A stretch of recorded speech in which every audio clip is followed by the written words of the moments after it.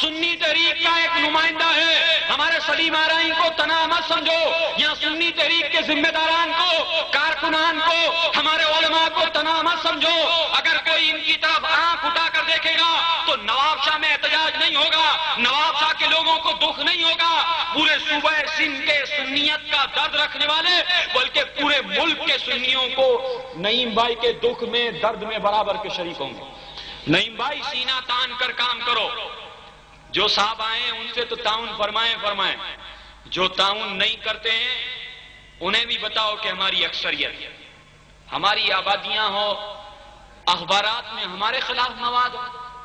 ہمارے لوگ خریدتے ہیں، ہمارے لوگوں سے چلتا ہے، مواد دیوبندیوں کا ہے، ترجمہ دیوبندیوں کا ہے، وہابیوں کی تفسیر ہے، دوسرے لوگوں کی کوریج ہے، اور سنی جو سب سے زیادہ ہیں ان کو اہمیت نہیں دی جاتی۔ اے سنیت کا درد رکھنے والوں، یہ تمہارے شعور کے لیے ہے، تمہاری سوچ کے لیے ہے، تم بھی اس انداز پر سوچو، تم بھی سنی تحریک کو پیمانہ بنا لو، تمہیں ناپنا ہے کہ کون تم سے مخلص ہے، کون تمہارا اپنا ہے، کون تمہارا پرایا ہے۔ اے سنیت کا درد رکھنے والوں، ہم تمہیں یہ بات سمجھانے آئے ہیں کہ سنی تحریک کی بنیاد رکھنے کے بعد درد رکھنے والے سنیوں کو ہم نے ایک لڑی میں پرونے کا کام کر رہے ہیں۔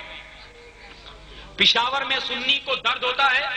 دکھ پہنچتا ہے، تو شہر کراچی کا سنی اس کے دکھ میں اس کا دل دھڑکتا ہے۔ حیدرآباد کے سنیوں کو کچھ ہوتا ہے تو نواب شاہ کے سنی اس کے دکھ میں برابر کے شریک ہوتے ہیں۔ سنی جناب والا اپنی گلی میں مارا جاتا تھا، کوئی پرسان حال نہ تھا، یا رسول اللہ کہنے پر انہیں قتل کر دیا جاتا تھا، کوئی احتجاج نہیں ہوتا تھا، ان کی مساجد پر جناب والا قبضہ ہو جاتا تھا، کوئی احتجاج نہیں ہوتا تھا۔ آج ملتان میں ایک سنی کو تکلیف ہوتی ہے اور سرکار کے نام کی توہین کی جاتی ہے تو پورے ملک میں احتجاج ہوتا ہے۔